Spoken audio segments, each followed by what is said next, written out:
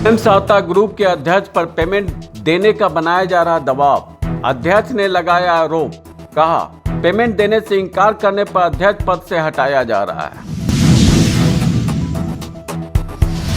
सुनिए सर, एक चीज है, आज का जो मीटिंग हुआ, देखिए हम बोलने में आप लोग भी शुरू नहीं किया, जैसे कहने का मतलब बैठक हुआ, बैठक में लिखा था ना आपके सामने कि हम ये सेटिंग में कुछ भी नहीं लिखने दिया, हम लोग से साइन करा लिया, साइन करवाया, लेकिन बीच में क्या लिखेगा वो फिर रजिस्टर छूने किसको नहीं दे हुआ रहा क्या करेगा।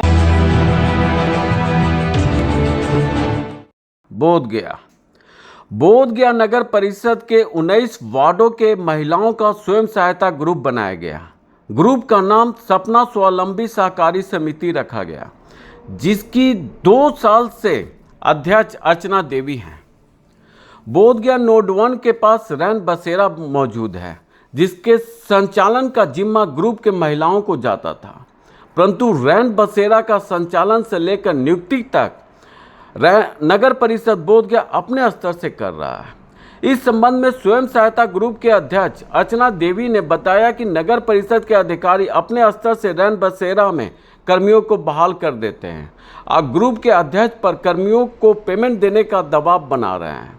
जब हम लोगों द्वारा पेमेंट देने से इनकार कर दिया गया तो अध्यक्ष पद से हटाया जा रहा है। उन्होंने नगर परिषद के अधिकारियों पर आरोप लगाते हुए कहा कि दिन शनिवार को बोधगया नगर परिषद के सभागार में बैठक सीएमएम जितेंद्र कुमार के नेतृत्व में आयोजित किया गया था।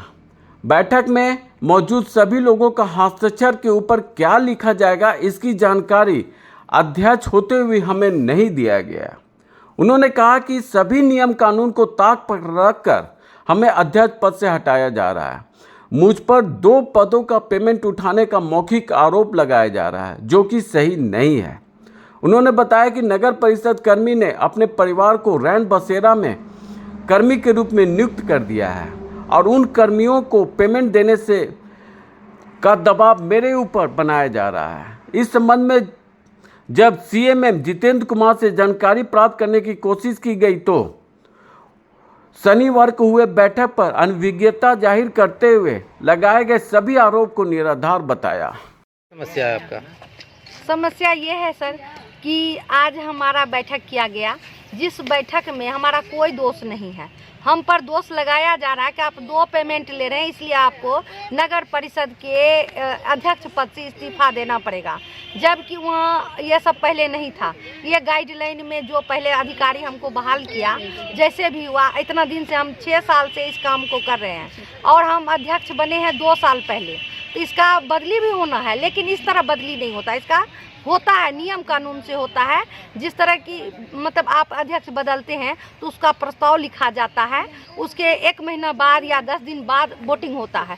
ये सारे नियम कानून को ताक पर रखते हुए जबरन हमको वहाँ से हटा दिया जा रहा है कि आप यहाँ से हटिए। मेन मुद्दा यही है कि जो बोलने वाला महिला है, यहाँ महिला को प्रताड़ित किया जाता है कि आप आगे नहीं बढ़िए, महिला को दबाया जाता है, कुचला जाता है, महिला को अधिकार ही नहीं है बोलने का। आप लोग का क्या किस तरह का ग्रुप है? ग्रुप का क्या नाम है? संघ सहायता समूह। अच्छा, एक ग्रुप बनाए हुए, कितने संख्या में महिलाएं इसमें? महिला इसमें कम से कम 5000 महिला जुड़ी हुई हैं। 5000 महिलाएं जुड़ी हुई जी हैं। सर। तो क्या 5000 महिलाओं के मत से आप जीती थी? ये जीत होता है जो एलो के पदाधिकारी होते हैं, 3 पदाधिकारी होते हैं, वो तीनों पदाधिकारी वहाँ पर उपस्थित होकर के वोटिंग करती है, तो उस हिसाब से हमारा वोटिंग हुआ था, उससे जीते।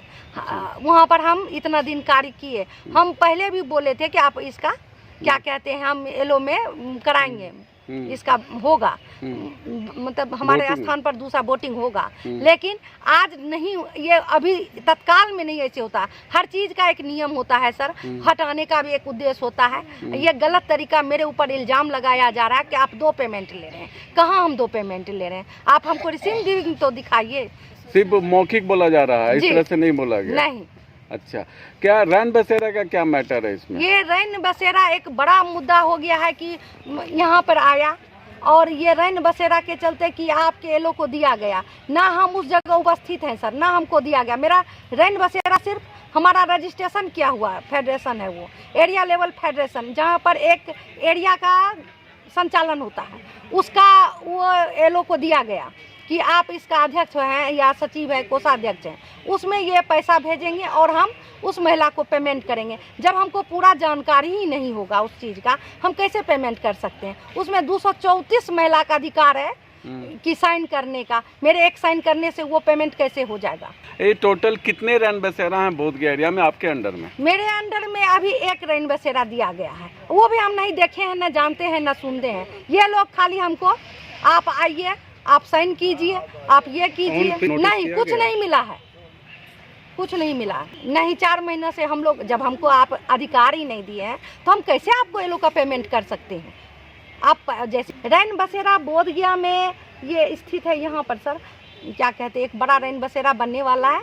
अभी जो तत्कालीन चलाया जा रहा है, ये क्या बोलते हैं, बगल ये ब्लॉक में, ब्लॉक का जो खाली जगह है वहाँ पर नाम भी लिखा, पुराना ब्लॉक में है, नोड 1 में ही है सर। नहीं कुछ भी नहीं किया है सर, हम कुछ भी अभी तक कुछ नहीं जानते हैं। कितने स्टाफ उसमें बहाल है अभी? हम ये भी नहीं जानते हैं वो क्या किए हैं, नहीं किया, इसमें हम कहीं सम्मिलित नहीं है। कितना पेमेंट देने के लिए मजबूर किया जा रहा है? पेमेंट अभी तक वो भेजे नहीं है, सिर्फ हमको कहते हैं आप ये कीजिए वो कीजिए। क्यों करें हम? ये कीजिए वो क्या साइन करने बोलते हैं? हाँ, किनके द्वारा बोला जाता है? जो वहाँ के CMM है, जो CRP है, जिसके पति, देखिए जब हम काम कर रहे हैं तो मेरा पति वहाँ पर नहीं काम करेगा। वो गरीब महिला के लिए, एकदम अत्यंत गरीब, जो सफाई करेगी, जो वहाँ का व्यवस्था, पानी रखेगी, बिछावन लगाएगी, उस तरह। यहाँ हुआ है अधिकारी के पत्नी। जब हम अधिकारी हैं तो हम काम नहीं, हमारे पति नहीं कर रहे हैं, तब हमको हटाया जा रहा है। तो हमारे जब वो वहाँ के स्टाफ हैं, वो भी स्टाफ के पत्नी कैसे काम कर सकती हैं सर? कौन काम कर रहा है, किसका पत्नी काम कर रहा है? देखिए नाम तो नहीं पता है, क्या कहते हैं, ये जो सैनिटेशन होता है, सैनिटेशन का सफाई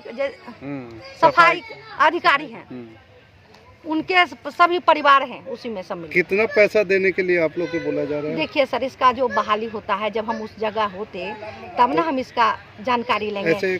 हाँ, लेकिन जब भागलपुर हुआ था, भागलपुर में हम एक जगह से डरे हुए हैं। जब भागलपुर में इतना बड़ा हुआ था घोटाला, तो उसमें अध्यक्ष ही जेल गई थी।